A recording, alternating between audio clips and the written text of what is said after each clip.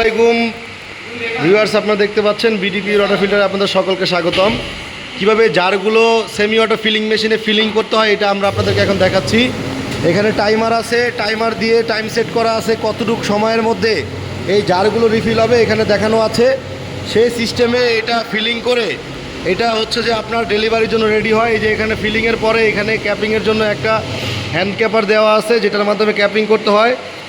আর এখানে এই যে দেখেন বোতলগুলো ডেলিভারির জন্য রেডি হয়েছে। এই যে এটা হচ্ছে আমাদের রিজার্ভ ট্যাঙ্ক, আর এটা হচ্ছে আমাদের ওয়াটার ট্রিটমেন্ট প্লান্ট। এই প্লান্ট থেকে এই পানিগুলো রিফিল হয়ে থাকে।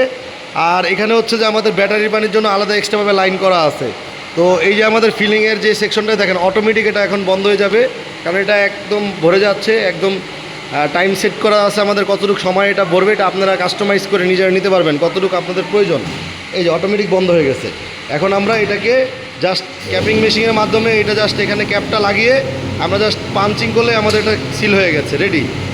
আমাদের এটা রেডি হয়ে গিয়েছে।